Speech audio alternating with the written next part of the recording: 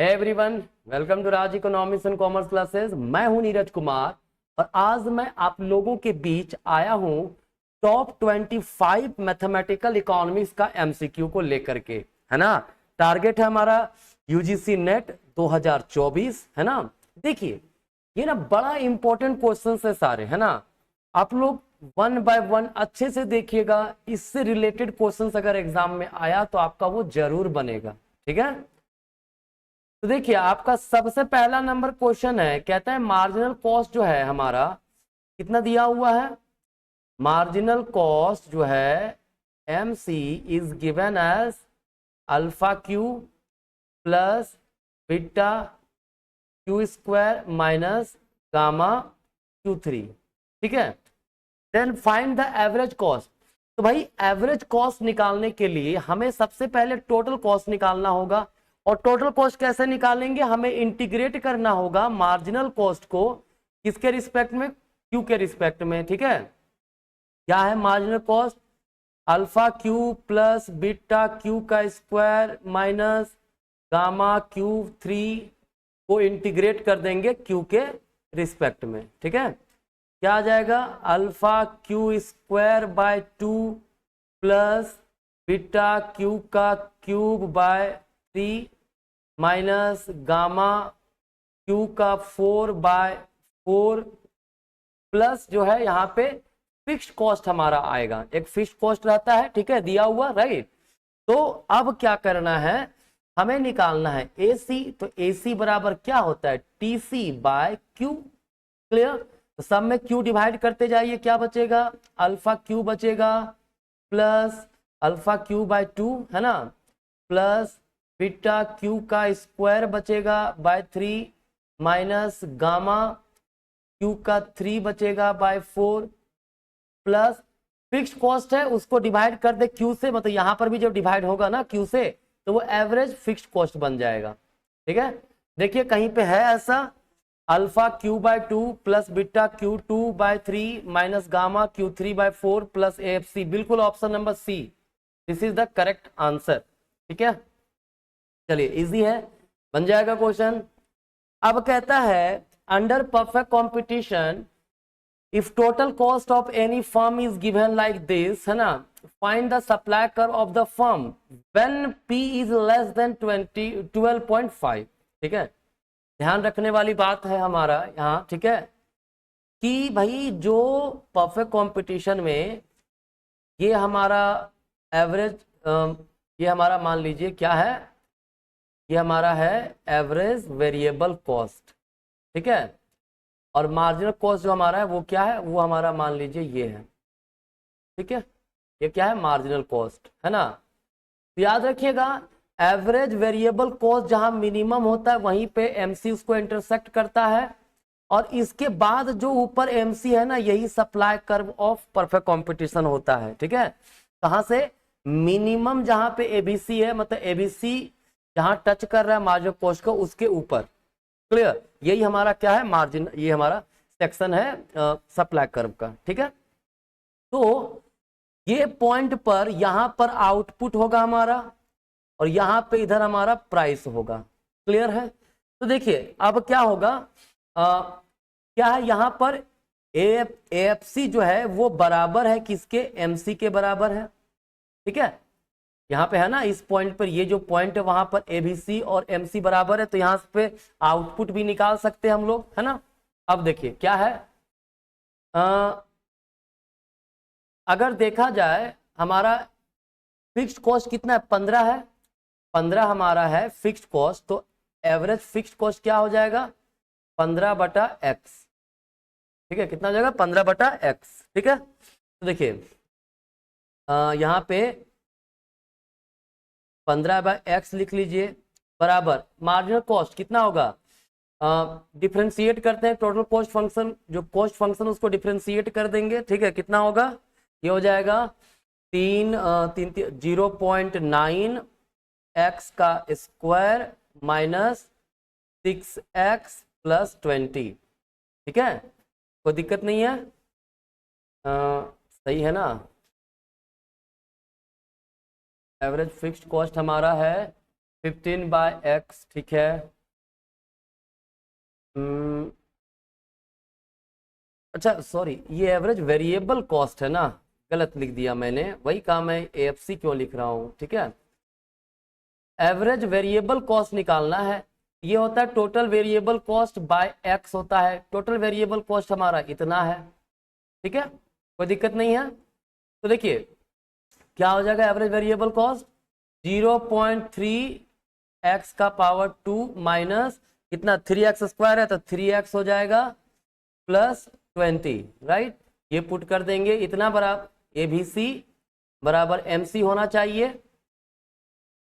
क्या हो गया, ABC हमारा है 0.3x का square minus 3x plus 20 equals marginal cost कितना है हमारा, अभी निकाला था 0.9x square minus 6x plus 20, क्या हो जाएगा। देखिए सबको एक तरफ ले आते हैं, है ना, वही 0.9x स्क्वायर उधर ले गए तो माइनस 0.3x स्क्वायर हो जाएगा। फिर क्या हुआ, माइनस 6x है उधर गया, ये तो प्लस 3x हो गया, प्लस 20 है माइनस 20 हुआ इक्वल 0, राइट। क्या बचेगा, 0.6x का स्क्वायर बचेगा माइनस 3x बचेगा इक्वल 0। दोनों में क्या करेंगे, दोनों में x हमारा कॉमन है, निकाल लेंगे। क्या बचा, 0.6x माइनस 3 बराबर 0, तो x बराबर 0 आउटपुट तो होगा नहीं, ठीक है। हमें क्या लेना होगा, 0.6x माइनस 3 बराबर 0, तो 0.6x इक्वल्स 3, तो x बराबर हो जाएगा 3/0.6 मतलब 5 आएगा। तो आउटपुट हमारा हो गया 5, आउटपुट कितना हो गया हमारा 5, ठीक है, कोई दिक्कत नहीं यहाँ पे।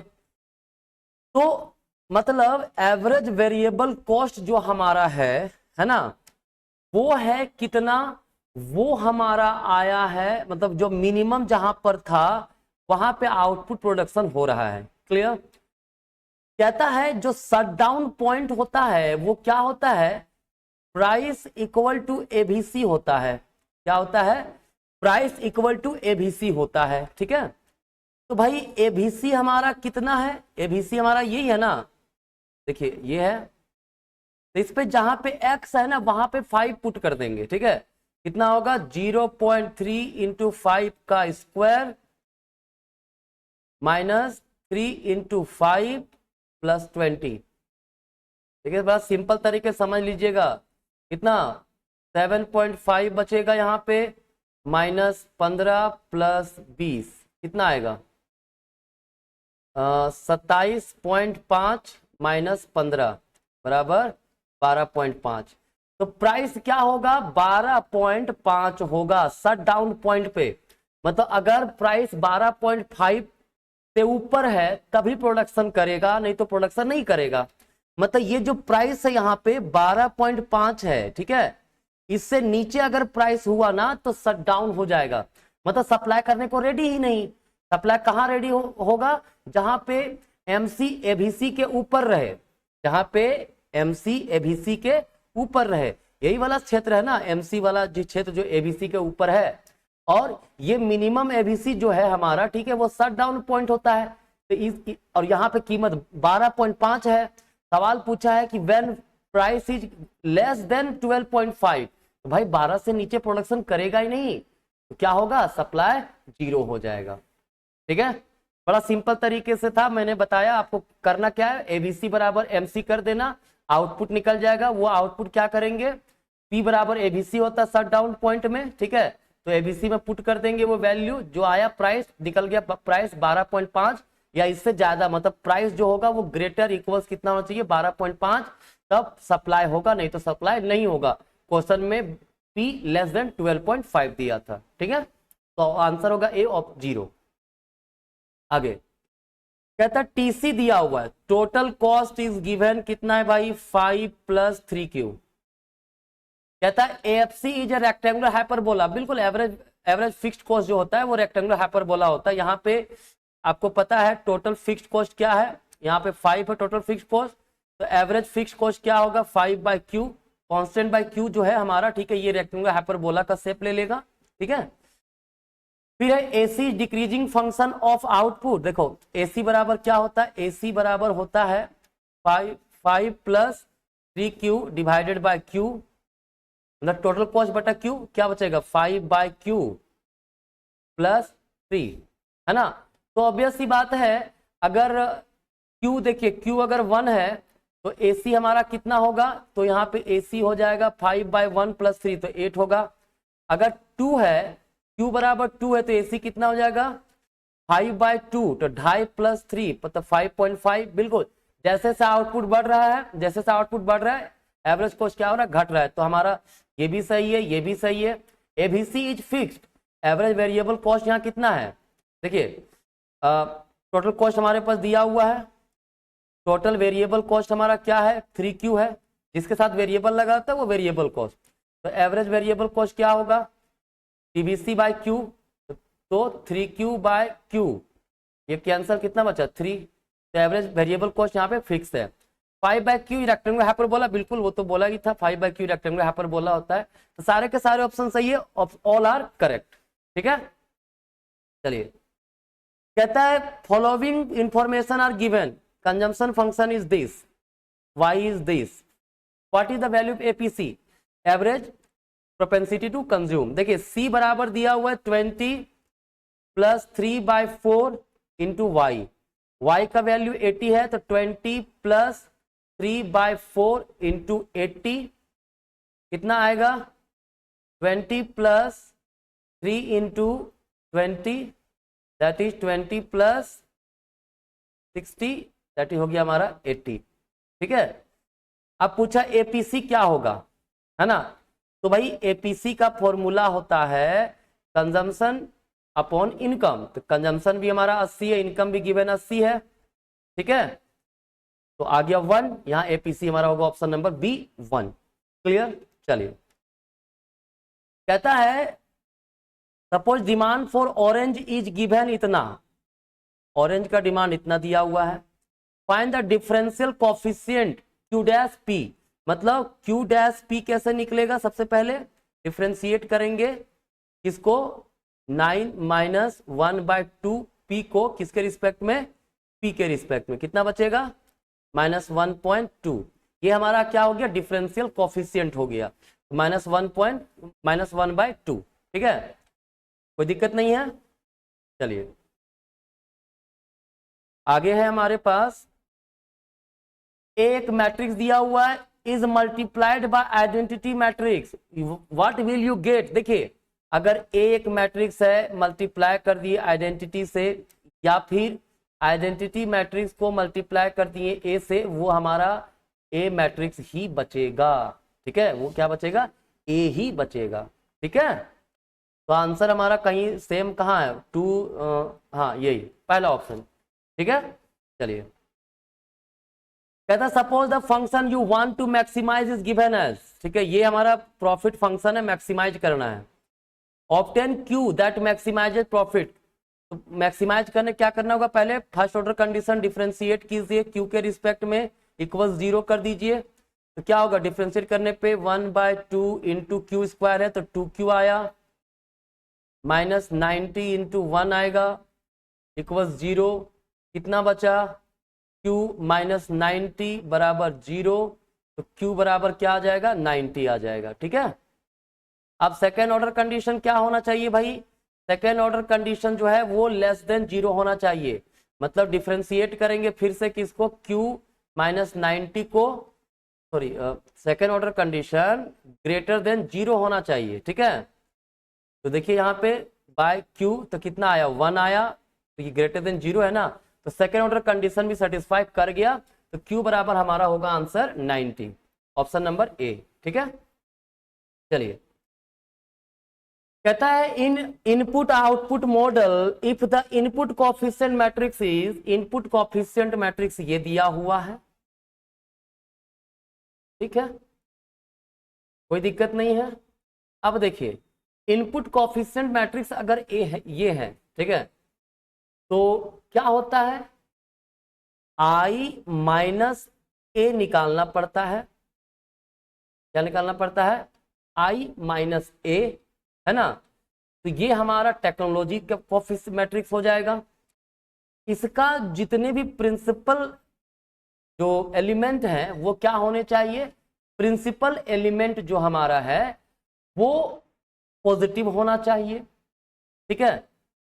प्रिंसिपल जो डायगोनल एलिमेंट है, ठीक है, मतलब ये जो डिटरमिनेंट निकलेगा इस ये पॉजिटिव होना चाहिए, पहला कंडीशन। देखिए ध्यान से सुनिए, आई माइनस ए निकालेंगे, ये हमारा ए दिया हुआ है, ठीक है, ये ए दिया हुआ है इनपुट कोएफिशिएंट, ठीक है।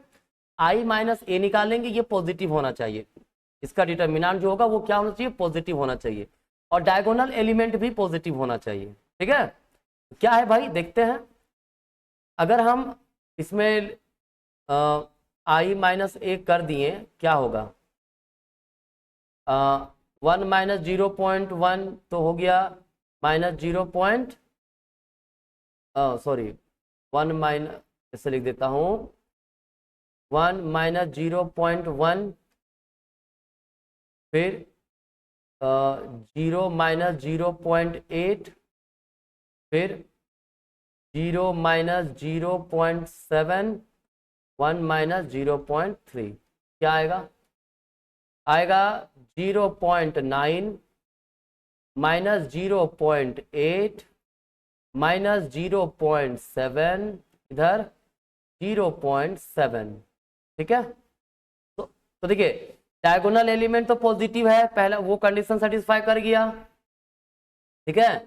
अब क्या है, डिटरमिनेंट निकालेंगे, क्या आएगा 0.9 इंटू 0.7, तो 0.63 माइनस गुना करेंगे 0.56, कितना आएगा 0.07, पॉजिटिव है, सेटिस्फाई कर गया। तो साइमन हॉकिन कंडीशन सेटिस्फाइड। तो जब साइमन हॉकिन कंडीशन सेटिस्फाई करता है तो फिजिबल आउटपुट सॉल्यूशन जो होगा वो पॉसिबल होता है, ठीक है। Hawking Simon condition not satisfied, Hawking Simon condition जो है सेटिस्फाई नहीं हुआ, नहीं गलत, साइमन वो तो सेटिस्फाई कर गया ना। Final demand vector would be solvable, इसका कोई मतलब नहीं है, इसका कोई मतलब नहीं है। फाइनल डिमांड वेक्टर सॉल्व करने लायक हो जाएगा ये क्या, साइमन हॉकिन कंडीशंस में ऐसा कुछ डिस्कशन नहीं है, ठीक है। तो 1 और 2 सही है, साइमन हॉकिन कंडीशन सेटिस्फाई कर गया, फिजिबल आउटपुट जो है सॉल्यूशन पॉसिबल है वहां पे, ठीक है। तो ऑप्शन नंबर बी हमारा करेक्ट आंसर होगा, क्लियर। चलिए नेक्स्ट है क्वेश्चन हमारे पास, क्वेश्चन क्या कहता है भाई, क्वेश्चन दिया है if all element in a set X are in set Y. देखो जो सेट एक्स है, ठीक है, किसमें है, all element of a set X are in set Y, मतलब ये सेट एक्स है, ये सेट वाई में है, but all element of Y are not in X, मतलब वाई का सारा एलिमेंट एक्स में नहीं है, तो एक्स क्या कहलाएगा, तो इसको बोलते हैं प्रॉपर सबसेट। क्या बोलते हैं, प्रॉपर सबसेट। जैसे देखिए एक्स हमारा दिया रहता 1 2 3, राइट, वाई है 1 2 3 4 5, तो क्या है देखिए, तो all element of set X are in Y, X का जितना एलिमेंट है वाई में है, लेकिन वाई का सारा एलिमेंट एक्स में नहीं है, ऐसा सिचुएशन में इसको क्या बोलते हैं, प्रॉपर सबसेट बोलते हैं। क्या बोलते हैं, प्रॉपर सबसेट। आंसर है हाँ ऑप्शन नंबर सी, ठीक है। चलिए 10 नंबर है, कहता है given the demand function p equals इतना, the consumer surplus p equals इतना, गिवन द फाइंड दी, यहाँ पे फाइंड दी होगा, फाइंड दी कंज्यूमर सरप्लस, ठीक है, find the consumer surplus when P इतना क्यू इतना। तो देखिए क्या करते हैं, कंज्यूमर सरप्लस का फॉर्मूला होता है, इंटीग्रेट करेंगे, लोअर लिमिट 0, अपर लिमिट में इक्विलिब्रियम क्वांटिटी ये कितना है 25 है, इंटू 45 माइनस 0.5 क्यू, इसको इंटीग्रेट कर देंगे, minus equilibrium price into equilibrium quantity कर देते हैं हम लोग, ठीक है। क्या आएगा, आ जाएगा 45 क्यू माइनस 0.5 क्यू का स्क्वायर बाय 2, एक बार पावर में नीचे 0 ऊपर 25 माइनस कितना हो जाएगा 25, 125 का 5 12, 50 2 62 का 2 लेफ्ट 6, 75 6 81, 812.5। क्या करेक्ट है? चलिए मैं चेक कर लेता हूँ एक बार मैं भी, कैलकुलेटर 32.5 इंटू 25, ठीक है। तो अब क्या करेंगे, 25 पुट करेंगे, 45 इंटू 25 माइनस 0.5 बटा 2 डिवाइड करें, कितना आएगा 0.25 हो जाएगा वो, ठीक है। क्यू का स्क्वायर है तो 25 का स्क्वायर, बाकी माइनस करेंगे, लोअर लिमिट पुट करते हैं, लोअर लिमिट में 0 है, सारा वैल्यू पुट कर देंगे, 0 हो जाएगा तो मतलब नहीं है, माइनस 812.5 क्या हो जाएगा भाई, मैं डायरेक्टली सॉल्व कर दे रहा हूं, 1125 माइनस 625 गुना 0.25, 156.25 माइनस 812.5 कितना हो जाएगा, देखिए 1125 माइनस है 156 माइनस, तो 156 पॉइंट में है ना, 0.25 माइनस में 812.5, 156.25 ये आंसर आ रहा है, ठीक है। कितना आ रहा है 156.25 255, हाँ ठीक है 156.25 है ना, बिल्कुल option number A, this is the correct answer, ठीक है। चलिए कहता फॉर द डिमांड फंक्शन इतना where Y is the price, Y क्या है हमारा प्राइस है, तो सबसे पहले ना इसको ऐसे निकाल लीजिए, 4y बराबर क्या हो जाएगा 10 माइनस 3x, तो y बराबर 10/4 कितना होगा 2.5 माइनस 0.75x, अच्छा सब तो डिवाइड में दिया हुआ है तो डिवाइड में ही रहने देते हैं, 10/4 माइनस 3/4x, जिसको लिख सकते हैं 5/2 माइनस 3/4x। क्या निकालने बोला, find total revenue margin revenue. देखिए टोटल रेवेन्यू का फॉर्मूला होता है प्राइस इनटू क्वांटिटी, ठीक है। यहाँ प्राइस y है तो y कितना है 5/2 माइनस 3/4x इंटू एक्स, क्या आएगा 5/2x माइनस 3/4x का स्क्वायर। देखो ऐसा ना सिर्फ एक ही ऑप्शन में आ रहा है, बाकी कहीं आ नहीं रहा, तो चलो ये सब तो सब गलत हो गया, ऑप्शन ए ही करेक्ट होगा, लेकिन फिर भी चेक कर लेते हैं मार्जिन रेवेन्यू। देखिए एम आर क्या होगा, टी आर को एक्स के रिस्पेक्ट में डिफ्रेंशिएट करेंगे, कितना आएगा 5/2 माइनस 3/4 इंटू 2x, यहाँ 2 बचेगा 5/2 माइनस 3/2x, ठीक है। तो बिल्कुल ऑप्शन नंबर ए हमारा करेक्ट आंसर है, ठीक है। चलिए कहता है टोटल कॉस्ट जो है दिया हुआ है, find the number of unit for which the average cost is minimum. देखिए टोटल कॉस्ट दिया हुआ है तो एवरेज कॉस्ट जो हमारा होगा यहाँ पर, ठीक है, वो क्या होगा, टोटल कॉस्ट फंक्शन जो है डिवाइड कर देंगे x से, क्या बचेगा, हम डायरेक्ट लिख दे रहे हैं answer x² minus 6x plus 15। अब मिनिमम करने के लिए क्या करना होगा, डिफ्रेंशिएट करना होगा एवरेज कॉस्ट को किसके रिस्पेक्ट में, x के रिस्पेक्ट में इक्वल 0 करना होगा, ठीक है। फर्स्ट ऑर्डर कंडीशन यही होता है, बचेगा 2x माइनस 6 इक्वल 0, तो क्या हो जाएगा 2x बराबर 6, तो x बराबर कितना हो जाएगा 3 हो जाएगा, 6/2 है ना।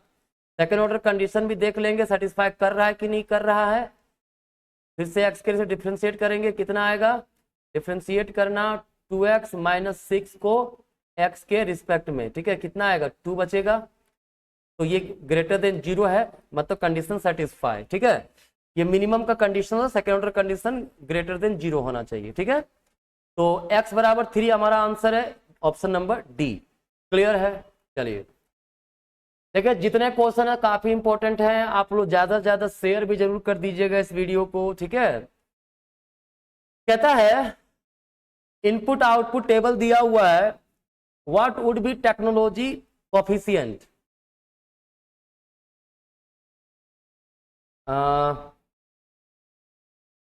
देखिए सबसे पहले यहां पे हमारे पास 50 है, 150 है, 200 है ना। तो एक काम करिए, सबसे पहले टोटल निकालिए इसका। टोटल क्या होगा? 50, 150, 200, 200, 400 हुआ। इधर 175, 100 कितना हो गया? 275। ठीक है, अब क्या करना है, हम लोग इनपुट कोफिशिएंट निकालते हैं। कैसे? 50/400 करेंगे पहले, फिर 150/275 करेंगे। ठीक है, फिर उसी प्रकार से 100/400 और 75/75 कितना होगा? 275। ठीक है ना, क्या हो जाएगा? देखिए ये हो गया 1/8 आ जाएगा। ये कितना होगा? मैं सीधा कर दे रहा हूँ, 150 भागा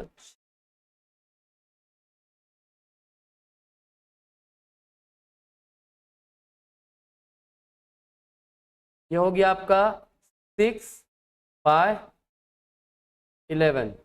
ठीक है, हाँ ये हो गया 1/4। उसी तरह से ये हो जाएगा हमारा 3/11, सॉरी हाँ 3/11। ठीक है, अब थोड़ा सा ध्यान दीजिएगा, ये जो हमारा आया ना, ये इनपुट कोफिशिएंट है।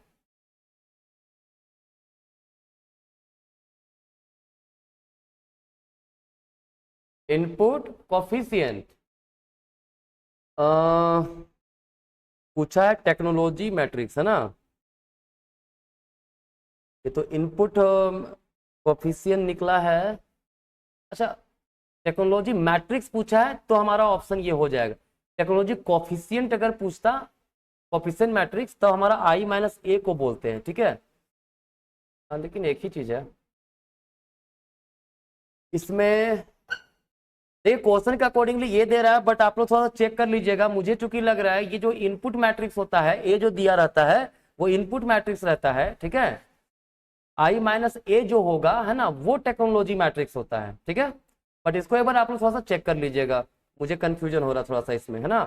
चलिए, कहता है तो प्रोडक्शन फंक्शन दिया हुआ ये A(k)⁴ L(k)⁴ बीटा है ना। तो इफ अल्फा प्लस बीटा 1 तो क्या होगा? देखो अल्फा प्लस बीटा बराबर अगर 1 है, ठीक है, ये कॉफ डगलस प्रोडक्शन फंक्शन है ना। तो अल्फा प्लस बीटा 1 है तो वो कांस्टेंट रिटर्न टू स्केल को फॉलो करता है।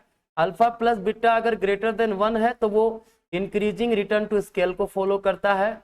अगर अल्फा प्लस बीटा जो है वो लेस देन 1 है तो वो डिक्रीजिंग रिटर्न टू स्केल को फॉलो करता है। ठीक है, तो हमारा हो जाएगा पहला ऑप्शन ए। ठीक है, चलिए नेक्स्ट, यूटिलिटी फंक्शन गिवन है हमारे पास। ठीक है, तो u इतना है तो x log y है ना। MRS निकालना है। MRS एक्स वाई क्या होता है भाई? MRS एक्स वाई हमारा सिंपली होगा marginal utility of x divided by marginal utility of y। तो भाई x के रिस्पेक्ट में इसको डिफ्रेंशिएट करें, कितना आएगा? 1 आएगा, डिवाइडेड बाय y के रिस्पेक्ट में डिफ्रेंशिएट करेंगे तो 1/y आएगा, 1/y आएगा, मतलब 1 इंटू y/1 मतलब y, सिर्फ y। तो हमारा option number D correct answer होगा। ठीक है, चलिए, कहता है प्रोडक्शन फंक्शन में इतना दिया हुआ हमारा वही सब पॉजिटिव है। कहता है ए एंड बी कांस्टेंट है, ग्रेटर देन जीरो है, कांस्टेंट है, जीरो से बड़ा है, ठीक है। तो इलास्टिसिटी ऑफ सब्स्टिट्यूशन क्या होगा, देखिए कांस्टेंट है, ग्रेटर देन जीरो, ठीक है। तो चलिए इलास्टिसिटी ऑफ सब्स्टिट्यूशन निकाल लेते हैं हम लोग, है ना। फॉर्मूला होगा एफ के into F L by Q into F के एल, ठीक है। तो एफ के क्या होगा, इसको के रिस्पेक्ट में डिफ्रेंशिएट कर देंगे, तो अल्फा ए के का power alpha minus one L का पावर बी इंटू एल के रिस्पेक्ट में डिफ्रेंशिएट करें, क्या होगा, बी बाहर, ए के का पावर अल्फा, अल्फा नहीं स्मॉल ए है तो स्मॉल ए ही रहने देते हैं, अल्फा नहीं लिखता हूं मैं, है ना।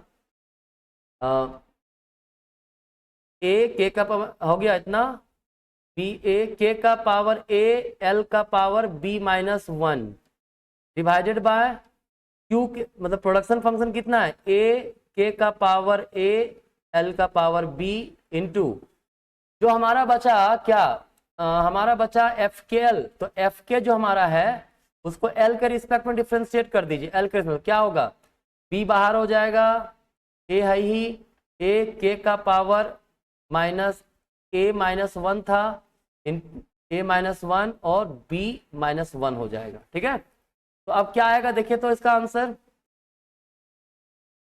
बी बी कैंसल, ए और ए कैंसल, ठीक है ना, और ये ए दो ए खत्म हो गया, बचा कितना भाई, ऊपर है हमारा के का पावर ए माइनस वन एल का पावर बी इंटू के का पावर ए बचा है, एल का पावर बी माइनस वन, नीचे कितना है, के का पावर ए एल का पावर बी, के का पावर ए माइनस वन, बी का पावर माइनस वन, बी का पावर माइनस वन होगा, अरे एल का पावर उल्टा लिखे, गलत लिखे थे यहाँ पे, एल का पावर बी माइनस वन होगा, ठीक है। एल का पावर कितना होगा, बी माइनस वन वहां था, वो सुधार लीजिएगा थोड़ा, एल का पावर बी माइनस वन, ठीक है। क्या हुआ भाई यहाँ पे, अब हमारा ये कैंसल तो ये कैंसल, ये कैंसल, ये कैंसल, सारा का सारा कैंसल हो गया, ठीक है। कितना है, वन। तो इलास्टिसिटी ऑफ सब्स्टिट्यूशन कितना है, वन है। कॉब डगलस में ये तो वैसे आप लोग पढ़े ही है, ठीक है, निकाल के मैंने दिखा दिया। कहता है अब फंक्शन, कहता है एक फंक्शन दिया हुआ है x1 x2, वो homogeneous function of degree n का है, ठीक है। डिग्री n का मतलब क्या हुआ भाई, अगर f के हम लोग x1 के x2 कर दें, ठीक है, और उसको बाहर निकालें k कांस्टेंट को, k का पावर n होगा फंक्शन ऑफ x1 x2, इसका मतलब होता है homogeneous function of degree n, ठीक है। तो ये हमारा कहीं पे है, बिल्कुल ऑप्शन नंबर सी में है, ठीक है, k का power n f x1 x2।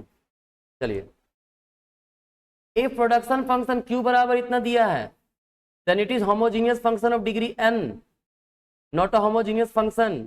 देखिए सीधी है, q बराबर a, k का पावर a, l का पावर b दिया हुआ है। होमोजीनियस फंक्शन है कि नहीं जानने के लिए क्या करते हैं हम लोग लैम्डा पुट कर देते हैं k के जगह पे, मतलब लैम्डा k का पावर a लिखेंगे और लैम्डा l का पावर b लिखेंगे, ठीक है। मतलब k के जगह पे लैम्डा k, l के जगह पे लैम्डा k, है ना।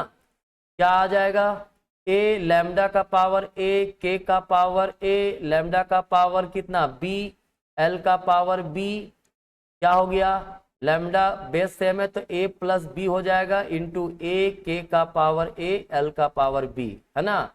तो लैम्डा का power a plus b into q, ठीक है। तो ये a प्लस बी डिग्री का होमोजीनियस फंक्शन हुआ, जिसका जो भी वैल्यू होगा, अगर a प्लस बी की जगह 2 रहता तो ये होमोजीनियस फंक्शन ऑफ डिग्री 2 होता, यहाँ a प्लस बी आया तो ऑप्शन नंबर डी होगा a प्लस बी, ठीक है।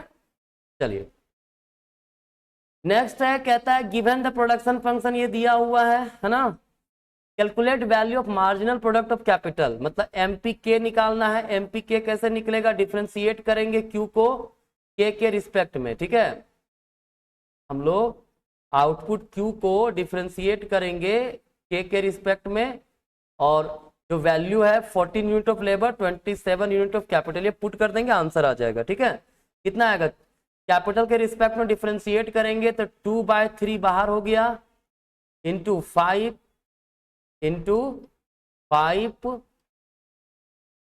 एल का पावर 1/3, के का पावर 2/3, -1 चला गया तो -1/3 बचेगा, ठीक है। इसको लिख सकते हैं 10/3, ऊपर में लिख लीजिए एल का पावर 1/3, और नीचे करें के का पावर 1/3, ठीक है, कोई दिक्कत नहीं। तो हमारा दिया हुआ है एल का वैल्यू है 64, तो 64 का पावर 1/3, और इधर 3 कैपिटल का वैल्यू है 27 का पावर 1/3, क्या होगा 10, 4 का पावर 3 को लिखेंगे 1/3, और नीचे 3 का पावर 3 को 1/3, है ना।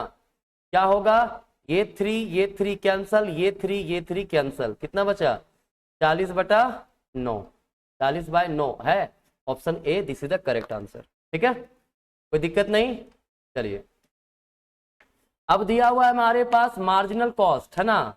कहता है when x is number of unit of output and cost is measured in rupees, total cost of the firm is given, find the total cost of the firm when fixed cost is 500, ठीक है। तो देखिए जब total cost निकालना हो, marginal cost को हम लोग इंटीग्रेट कर देंगे, ठीक है, आउटपुट के रिस्पेक्ट में। एमसी कितना है 4 + 6x + 30x स्क्वायर, x के रिस्पेक्ट में इंटीग्रेट करेंगे, ठीक है ना। क्या आएगा 4x + 6x square by 2 + 30x cube by 3 plus यहाँ पे फिक्स्ड कॉस्ट होता है, ठीक है। क्या हो गया 4x + 3x square + 10x cube, fixed cost दिया कितना 500, ठीक है। कहीं है ये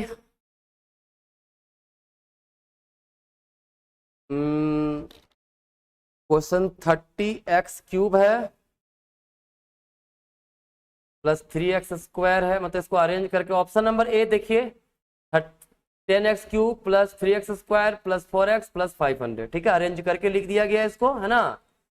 इसको अरेंज करके अगर लिखेंगे क्या होगा 10x cube + 3x square + 4x + 500।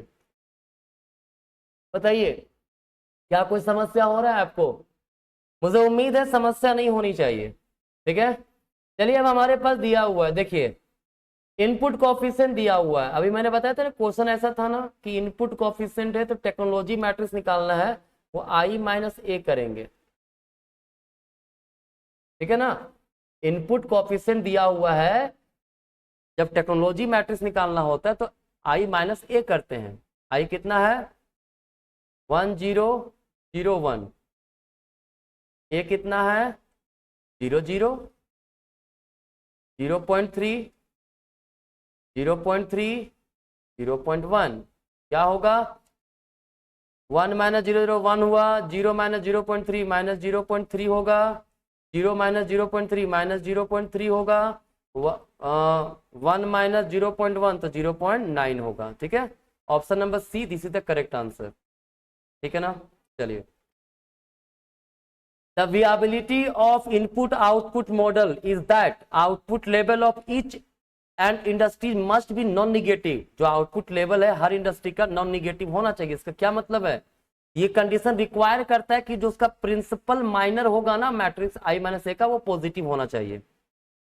Determinant भी I-A पॉजिटिव होना चाहिए, लेकिन मेन रिक्वायरमेंट अगर ये पॉजिटिव हो जाएगा तो डिटरमिनेंट ऑटोमेटिकली पॉजिटिव आ जाता है, ठीक है। चलिए बाकी नहीं होगा, ऑप्शन नंबर ए ही होगा।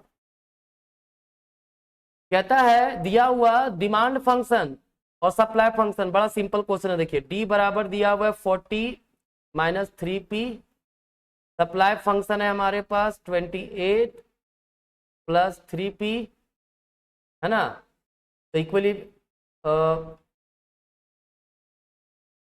तो initial equilibrium price and new equilibrium price निकालने बोला है, ठीक है।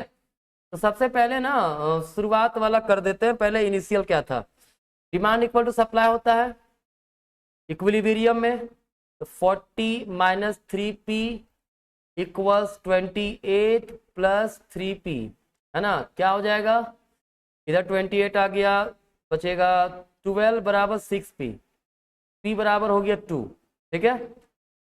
कहता है if the new demand function d इतना, नया डिमांड फंक्शन इतना हो गया, तो d इक्वल्स s क्या करेंगे 52 माइनस 3p, सप्लाई फंक्शन कितना है 28 प्लस 3p। कई बार ना क्वेश्चन बहुत इजी पूछ देता है, आप सिर्फ डिफिकल्ट पढ़ के जाइए, ठीक है, तो जरूरी नहीं वही आएगा, है ना। कभी कभी सिंपल क्वेश्चन पूछ देता है, तो सिंपल दिया हुआ था, मैंने आप लोग को बता दिया। तो पहले प्राइस 2 था, अब प्राइस 4 हो गया, 2 and 4, ठीक है। चलिए नेक्स्ट क्वेश्चन है यूटिलिटी मैक्सिमाइजेशन का है। u बराबर function of x1 x2, budget constraint दिया हुआ ये। तो first and second order maximisation condition क्या है, देखिए फर्स्ट ऑर्डर कंडीशन इसका है हमारा कि MRS XY जो है, मतलब slope of indifference curve should be equal to slope of budget line, ठीक है, राइट। तो MRS XY को F1 F2 बोलते हैं, और प्राइस को प्राइस से P1 P2 बोलते हैं। फर्स्ट ऑर्डर कंडीशन है हमारा, ठीक है।